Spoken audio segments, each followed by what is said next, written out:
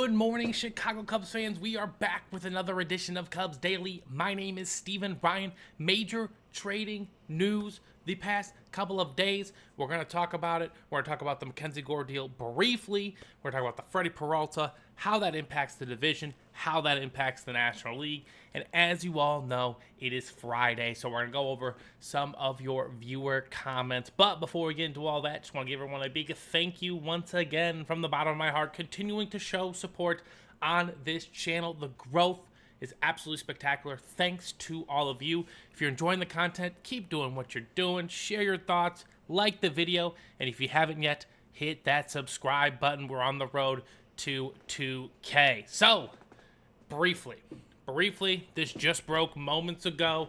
So yes, when you're seeing this happened yesterday. But Mackenzie Gore traded to the Texas Rangers for 5 players, none of which are in the top 100. Wow, really, really interesting deal. I might have a more in-depth discussion about it later on, but Mackenzie Gore going to the American League doesn't do too much for me now. You know, obviously the only way we really see the Rangers are if we're scheduled against them or we see them in the World Series. So good to have him out of the National League, one less arm to deal with in that sense. But the most important topic of today is Freddy Peralta. That news did break yesterday after I did the recording of my preview of the Cubs too early roster. So we're going to talk about Freddy Peralta today. We're going to talk about the divisional shift that may be taking place and the impact it has across the entire National League. So Freddy Peralta, ladies and gentlemen, we all know we are diehard Cubs fans. He has been a Brewer forever. He has been the ace of that staff for the past couple seasons, ever since they traded Corbin Burnes. He finished 5th in Cy Young Award voting. I believe, was it last year he did this? Was it last year he was 5th? Last year he was 5th in All-Star voting. He's a 2-time All-Star. Had his best season by far in terms of WAR, wins, and ERA last season. 2021, he was an All-Star with a 2.81 ERA. He's been a steady force for the Milwaukee Brewers for a very, very long time. And, you know, with a guy like Freddy Peralta, he had his moments with the Cubs, right? Like, he dominated the Cubs at times. But when you're in that interdivision rival, it's hard to dominate completely. So the Cubs were able to get him back in Game 4. They were able to rough him up a couple times during the regular season as well. Freddy Peralta is a really, really good pitcher. Do not get me wrong. He's cost control at $8 million. He's not cost. He's very cost friendly at $8 million for an ace of a staff, essentially. Now, I use that term ace very, very loosely, ladies and gentlemen. I think the word ace is a very, very rare word. Like, in the terms of, I think there's only 2 real aces out there right now. Maybe a third. But otherwise, it's very, very limited in terms of who can be the ace of a staff. I mean, in my eyes, the ace, every 5th day that guy goes out there, you know you're getting 5 to 6 innings of at least 0 to 1 run ball. Now, of course, there are outliers, right? Some days they give them 3 runs, blah, blah, blah. But I'm talking about on a regular basis. Like, you look up, it's been 3 months since they gave up 3 runs in a game type deal. And that's Tariq Skubal and Paul Skeens, right? Like, those guys do not give up a lot of runs. And yes, they do give up runs. I'm not saying they don't, but you know what I mean. It's the dominance factor. And I don't think Freddy Peralta was that by any means, but he was a very, very solid pitcher for the Milwaukee Brewers. And he was their best pitcher last year. So you would have to think that him going to another team would hurt them, right? Like, in terms of wins and losses, you would have to imagine that this would hurt them. So let's just do the trade really quickly, and we'll talk about the divisional shift here in a moment. So Freddy Peralta and Tobias Myers for Jet Williams and Sproat. So Jet Williams is a shortstop. He's in the top 100, I believe. And Sproat is a young pitcher as well. So if I was a Brewer fan, I understand losing Freddy Peralta does suck now. I really wouldn't be worried. I would have full confidence in whatever you guys do over there, because you guys develop pitchers really, really well. And I'm sure Sproat will be a contributing factor. Maybe not this year, but maybe the year after, right? And then Jet Williams, he might be playing center field for you this season. you just never know with these guys, and you never know with the Brewers program and system. Jet Williams is also a shortstop, and offensively, you'd have to think he's better than Ortiz. Ortiz is a stable defender, but again, not a good hitter by any means. So, again, could this be the divisional shift in the Cubs' favor? I'm going to say yes. I know history has told me to not say yes. Am I worried about saying this? Absolutely, because the Brewers, time and time again, proven done, and that's very fair. That's very, very fair. You have no reason to not believe the infrastructure in place up there in Milwaukee, okay? But times will change, and they change fast, okay? That's what I'm going to say, and it's kind of feeling that shift right now. These subtle moves, right? Like, I think the Brewers will replace Freddy Peralta in a sense. It might not be this season, but it might be the year after or the year after that, but he will get replaced. But in the meantime, the Brewers do have to do some things. Brandon Woodruff now bumps up to the number one of that team, right? Obviously, Brandon Woodruff is wildly talented and an insane pitcher, but he has been hurt. He has been hampered by injuries. How healthy will he be for all of this next year? That I'm not sure about. As it sits on FanDuel, Cubs are plus 125 favorites to win the division. The Brewers sit at plus 230. Again, if you're a betting man, taking the Brewers plus 230 might be one of the smartest moves you could ever make, honestly, because the Cubs have shown no inclination to take the division from them, right? They have to play the games. And, even the way the Brewers started last year, like, you would think the Cubs would have won then. Nope, but the Brewers went on an absolutely historic run, an absolutely insane run, won the division handily, had their most wins in a regular season. And honestly, I'm expecting that same thing from them this year. I expect this NL Central to be a battle. I do not expect it to be a blowout by any means. The Cubs are going to have to go to work, and they cannot rely on themselves. They're going to have to out-brewer the Brewers, and that's just not an easy task, right?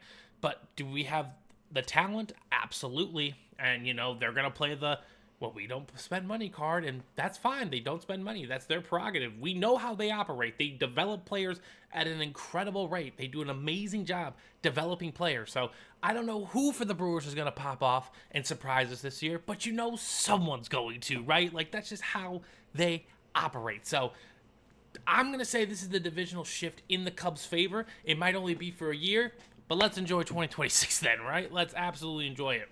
Now, on to the New York Mets. How does the Mets acquiring Peralta impact the NL? Well, it's obviously a major impact, right? It's the Dodgers, right? The Dodgers at the top of the class.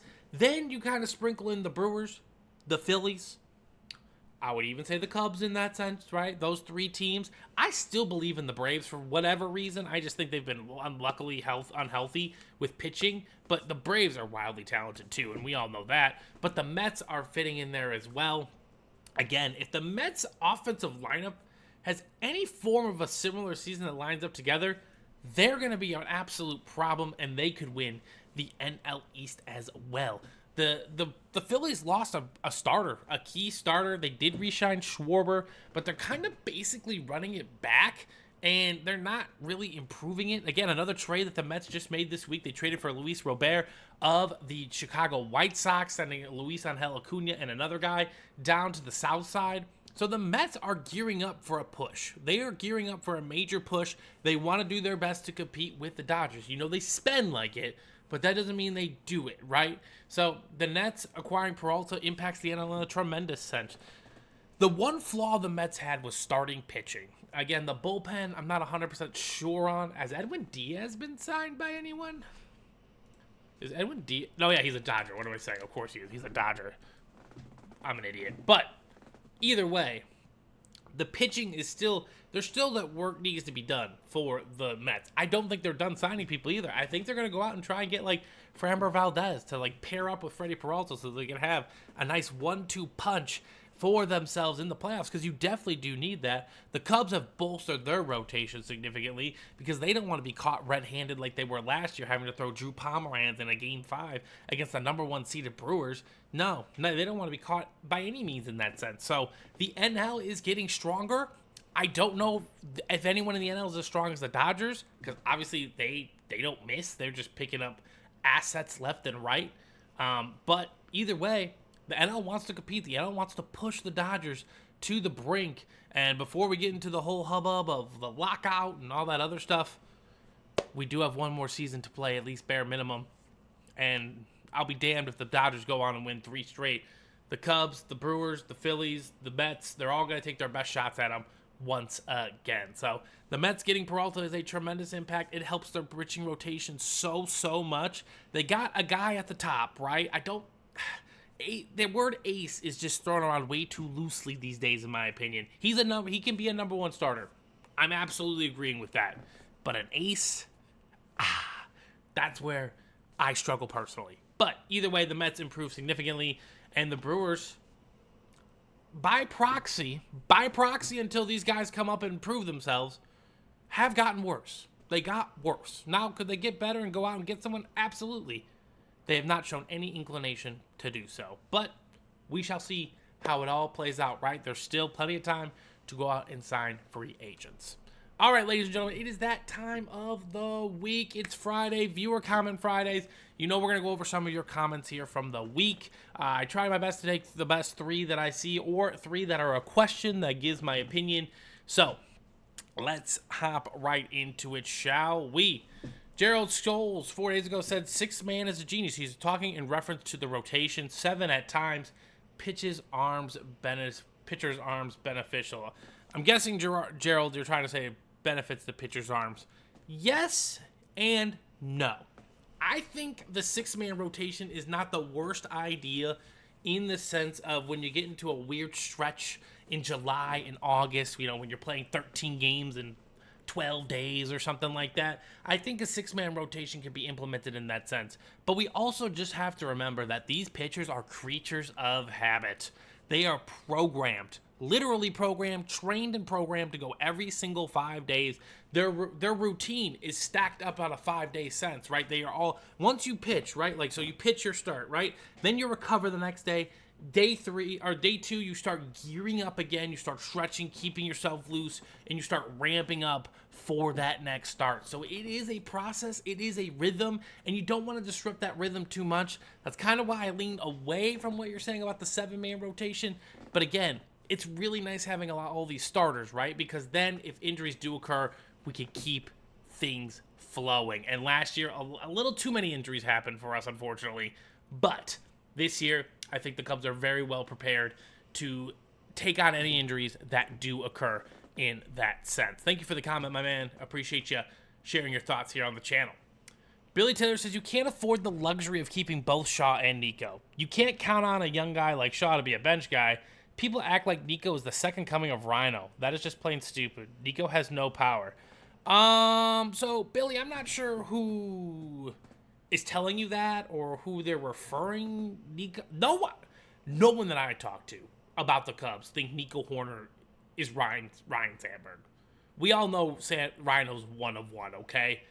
But the thing you can't deny here is that Nico is a key member of this team.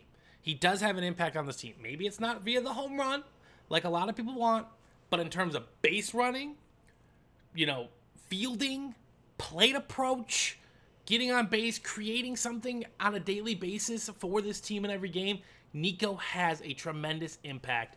And as the first part of your statement saying you can't afford the luxury of both, yes, maybe for the long term the Cubs can't afford the luxury of both, but in the interim, in 2026, we can absolutely afford the luxury of both. And I think that is the plan, unless someone comes to the Cubs with an absolutely insane offer that they cannot refuse for either Shaw or Nico. And whichever one it is, let's say it's Shaw, for example, Nico will get an extension. The Cubs aren't losing both of them, right? So I think in 2026, that is going to be their role unless something happens. And now when you play 162 games, something can always happen, right? So they can afford the luxury of both for right now, but beyond 2026, you're absolutely right. I don't think that is going to be the case. Now, let's talk hypotheticals, right? What if Matt Shaw plays left field and he's really good at it? What if he's really good at it? Then you just extend Nico Hoerner and you let Ian Happ walk. I don't know. Just spitballing ideas. They already have video of Matt Shaw taking fly balls in left field, so I'm just saying, man. Anything is possible. Things change. It all can happen. All right, last and final comment from Mike, my man. I think I responded to you, Mike, in this comment already, but let's give you the more in-depth breakdown so you can see my face, my tone, and all that stuff. What do you think about doing a trade for Joe Adele from the Angels? I would like for him to be our starting right fielder and Suzuki at DH. Adele got nice power, which I think we need. Now, Mike, you're not wrong. We do need more power. I think we are lacking power as a team. Seiya Suzuki right now kind of provides most of it. Michael Busch has a good health about it as well. We know PCA has the potential. I'm curious to see how he plays the rest of this season. But people, I don't know what the stigma on Seiya Suzuki is. I know he missed that fly ball in 23 that kind of cost him the chance at the playoffs. But Seiya Suzuki is a fine outfielder. Now, I'm not saying he's world-class, gold glove, platinum glove.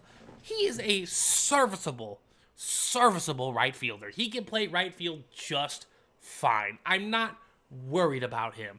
Do I want him out there for the next 5 years? Maybe not. But for right now, I'm okay with him starting in right field. Now, last year, there was a slight dip in production when he did play the field. So if there's that balance between, like, we need your offense more than your defense, that's fine. Throw Kevin Alcantara out there, in my opinion. But Seiya Suzuki can play right field just fine. He's not like some heinous defender that we all think he is. He is perfectly serviceable defensively. And he's also got a decent arm. So I'm okay with Seiya in the interim right now playing right field. Now, as for Joe Adele, Joe Adele was a top prospect for a long time. I have a bunch of his rookie cards, okay? 2021, Topps Chrome, the whole 9 yards. Lots of pop in the bat. I like the right-handed bat at Wrigley Field. But honestly, to me, if we were to trade for him, I would not give up anything for him. You saw Mackenzie Gore go for 5 players, not one in the top 100. We're going to give you flyers on guys. That's more of a desperation on how bad the Angels want to get rid of him. He hit 35 home runs last year for them, but you want to talk about heinous defender? There you go. He is not a good defender by any means. If the Cubs were to trade for him, I would rather him DH than Seiya Suzuki just be the DH, because I need someone to kind of track something down in right field over there. So Joe Adele, fine baseball player. I do like that he's a right-hander, and I would like him at Wrigley. There's no doubt about that. I agree with you on all those fronts. I just don't think the juice is worth the squeeze in this situation. Trading someone from our already weakened farm system for him, I don't know if he's going to get the amount of that bats required to meet those numbers that he even gave last year, right? So let's take a look at Joe Adele real quick. Last season, he took 526 at-bats. He had a 1.2 WAR, which, again, that just kind of has more to do with, like, how bad of a fielder he is. 778 OPS, fine. The 293 OBP, a lot left to be desired. Again, he played on an Angels team, man, and they struggled. They were not a good ball club. So, this is Major League Baseball. These are professional sports. Someone has to get statistics. What is the value of those statistics? That's the real question. I don't know how much those 35 home runs are really in the cards for Joe Adele. And if, as a Cub, I don't think he is nearly good enough to get 525 at-bats to produce those home runs. So I wouldn't want to trade for Joe Adele personally, but, if the Cubs, here's the deal. When a team is decent, right, like the Cubs, and I say decent, I'm not saying great. I know you guys think I just think the Cubs are going to win it all. No, I don't. I'm a very realistic fan when it comes to this team. I think as it sits right now, talent-wise, 3rd or 4th best team in the National League, depending if you want to argue the Phillies or not. We know the Phillies have a lot of great names. I don't know about their starting pitching. But, again, we can talk about that any other place. But, again, I just don't know where Joe Adele would fit in the situation. I think the Cubs would just rather spend the money as it sits and pay the luxury tax. Let's keep our prospects for what we can and see if we can maybe trade them for something that we like even more, right? So that, Joe Adele's a solid player. I haven't seen enough out of him for me to consistently be like, yep, we need to trade for him right now. Because if you look at his numbers, last year, he got 451 at-bats. Or 2024, he got 451 at-bats. That he hit 20 home runs, which is pretty impressive. He got, he got 100 more bats, and then he, nearly doubled his home run total, which is great. It shows growth, which you do like. And he is only 26. He's going to turn 27 on April 8th. So, I don't know. The price would have to be right, and the Angels would just have to want to unload him. And I'm not sure necessarily where he would fit within the scheme of this specific rendition of the Chicago Cubs. Now, down the road, that's a lot different because some positions are going to open up after 2026. So that is going to do it for today's edition of Cubs Daily. Again, ladies and gentlemen, if you're continuing, thank you again for continuing to show support on the channel. Hit that like button, comment your thoughts down below. You could be featured in a video right here every single Friday. And of course, if you haven't already, what the heck are you doing? Hit that subscribe button, and I'll see you all in the next one.